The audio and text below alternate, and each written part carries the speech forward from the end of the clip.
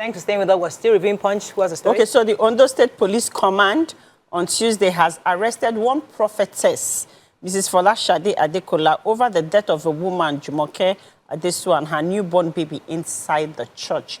So apparently, the lady was pregnant, and she was told to come to the church to have her baby.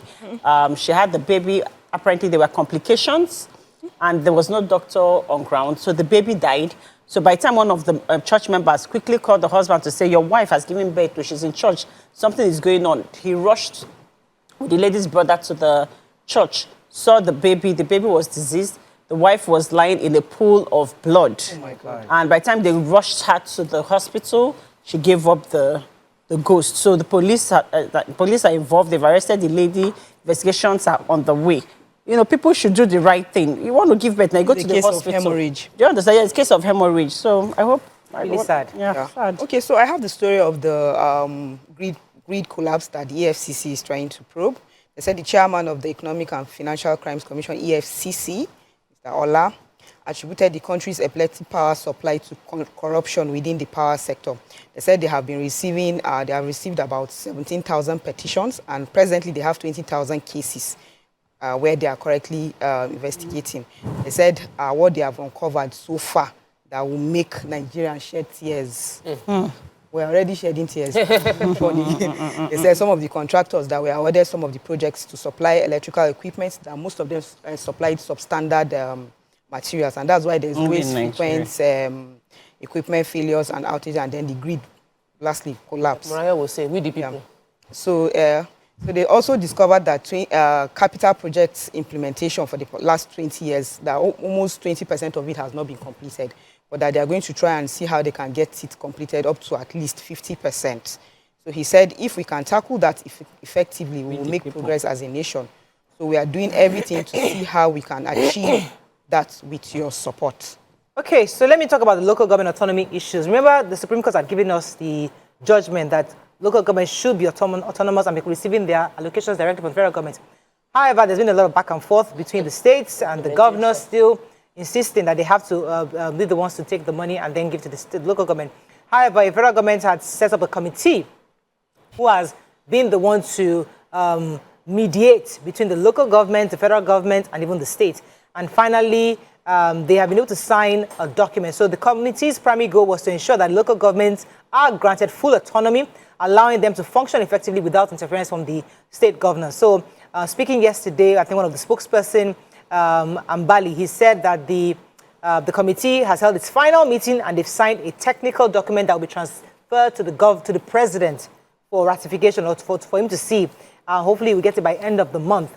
He said that they can tell that the president is very eager to receive the document as an agreement where they said, okay, we're indeed going to have local governments have that autonomy, and hopefully, because we all know it's going to be good for our democracy, but we also understand the arguments against it. You know, there are different views upon that point, but the Supreme Court has spoken, and that's the highest law of the land. Moving on quickly now to Daily Sun. Anglican Church revolts over same-sex marriage.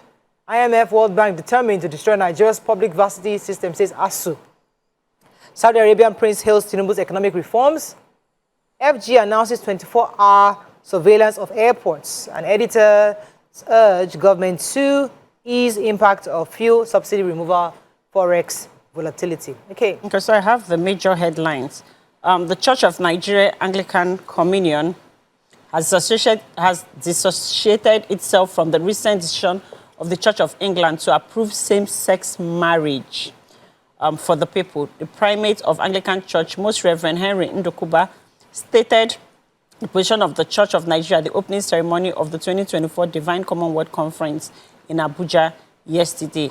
He said on the issue of same-sex marriage, he said the Church of England has derailed in faith. They have not only voted to approve same-sex marriage, but the liturgy for the celebration of such rebellion against God. On the issue of the Archbishop of Canterbury and the head of Global Anglican Church, who has resigned, Justin Welby, resigned on Tuesday following a review that revealed senior church members covered up the widespread abuse of over 100 boys and young men. That's crazy. Yeah, the abuser was a British lawyer, John Smith, who led Christian summer camps in the United Kingdom and other countries during the 1970s and 80s. Apparently, the parents of these boys brought this to the notice of the church. The church did absolutely nothing about it. They didn't do a proper investigation and stuff. So they looked at it as a cover-up. But then, and this was brought to their attention in 2013. And that's a long time, and nothing was done. And this was the same year the Archbishop came into the position. So he's apologized. He has stepped down and he has apologized that maybe he didn't do what he was supposed to do. He didn't do enough. And so he needs to calm down, that he has been trying to implement changes within the church, but it hasn't happened. So now they're separating from, they said that even though they are separating themselves from the Church of England because of same-sex marriage, but they still maintain a cordial relationship. Yeah. And unfortunately, the perpetrator has died. He died in 2018 in South Africa and was never brought, no legal proceedings or anything was ever brought against him, unfortunately. Really, really sad. Any other story, son? Yes, so I have the NLC threatening strike to start on December 1st. They said there is a growing tension among states that are yet to implement the 70,000 naira new minimum wage. So NLC is now telling workers in such states that they should commence the indefinite strike on the 1st. They said 12 of the 36 state governments were implementing the new minimum wage, while some states have not yet done. But the states who have been collecting are Edo, Anambra, Adamawa, Ogun, Delta, Ebonyi, Abia, Kebbi, Kogi, etc. There are so many of them there. And they say while other states who have announced that they're going to start paying have not started paying, but though they said they're going to start this November. Lagos is part of them, Ondo, Bayelsa, Kano, Niger, and Kaduna, you know, is long. And then they said another, some states, they are not even saying anything about it. My state of origin is there, Katsina, Zamfara, Bauchi, Benue, that they have not yet said anything. The former president's state, Katsina. Yes. Oh, nice. And then they also said that some states just added 42,000 on the already existing salary that they already have. Yeah. So they are not giving them the 70,000. So if you are collecting 10,000 plus 42,000, that's what the state governor is doing. So, and they have been saying that they should implement this thing. Please, government, you guys should try and implement. You have the surveillance story? No, I have the IMF and ASUU being accused by ASUU. So the ASUU had an award ceremony. They called it the ASUU Heroes Day celebration. It took place in Abuja yesterday. Professor Emmanuel Oshodeke was talking about the fact that there are many people who have sacrificed a lot for the soul of the public university in Nigeria. And they've accused the IMF and the World Bank that these institutions are determined to destroy and bury the public university system in Nigeria. They lamented that there's been a struggle. The fight they've been fighting since, what the protest has been about, all the strike, has been that an agreement made in 2009 hasn't been implemented till date. And that agreement in 2009, they said they want to renegotiate. They haven't really made a firm renegotiation, and the implementation hasn't been carried out.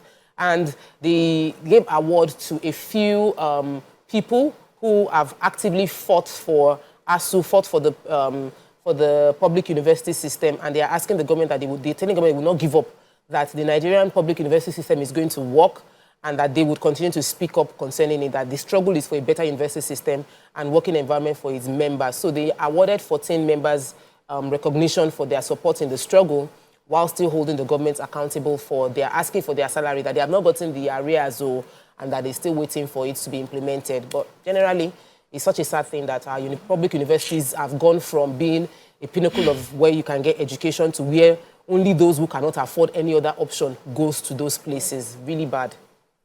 Okay, so I really like the story concerning the 24-hour surveillance. I'm not sure who has that story. But you have the story. Okay, let's move on quickly to Vanguard. Minimum wage states in panic mode over NLC's December 1st strike notice. World Bank, IMF determined to destroy our varsity system, says ASUU. Abuse and scandal, Archbishop of Canterbury, Justin Welby quits. Editors call for government intervention to save the media. Richard, who has a story in Vanguard? Let me take you want to take the surveillance? Do you have it, or should I? No, I don't have it. Okay, let me take that story. So, the Minister of Interior, Olubimi Tunji Ojo, was speaking yesterday, said that they have implemented a 24-hour surveillance of all the local and international airports in the country. He said just yesterday, on Monday, actually, it was implemented. They did an induction of the surveillance about 2 weeks ago and have started surveillance at the immigration headquarters in Abuja, from where all the international airports across the nation are being monitored. They've also integrated their land and sea borders into a regular immigration control center. Now, what that means is that there's an advanced passenger information. What that means is that the system that gives information about the passenger before they enter Nigeria. So he said, according to this report, KLM has already started this process with them. They're hoping other airlines begin that process where you have an advanced information about the passengers. So he said that they're no longer, that right now, things are going to be changing in the airports and also in the immigration. So I'm really hoping for the best. I mean, he was yesterday speaking on the TV station where he was expressing all the plans he has actually put in place to secure our borders, both sea, land borders across the nation. Okay, moving on to Tribune, our final paper for this morning. Manufacturers groan as Naira float deepens Forex crisis. Archbishop, we talked about that already. Let's find a story we've not taken.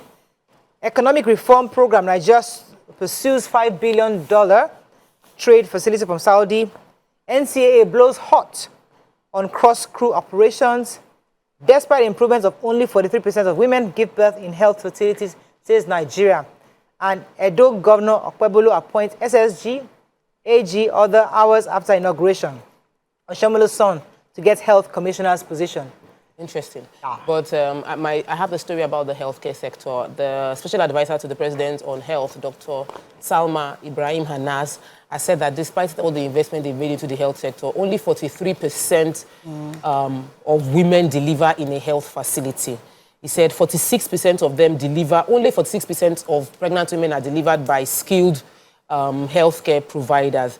Said 52%, only 52% get to attend antenatal, compared to 95%, which is the average of what World Bank is expecting. That, I mean, not World Bank, World Health Organization is expecting that at least 95% should be attending antenatal, because that's what reduces mortality. He added that 63% of pregnant women that receive antenatal care are from skilled providers within 2023 didn't achieve, they didn't end up giving birth within a healthcare facility. So there's a lot of work that needs to be done, according to her, to engage more people that are pregnant women to seek healthcare from skilled workers across the country, because that's what led to the woman that died. If we have more information and make it affordable, they don't have to think about the cost. They would go to the hospitals for treatment. Okay, that's all we can take on our front page review this morning.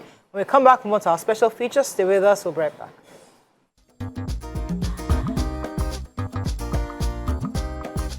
Stay tuned. Your View will be right back.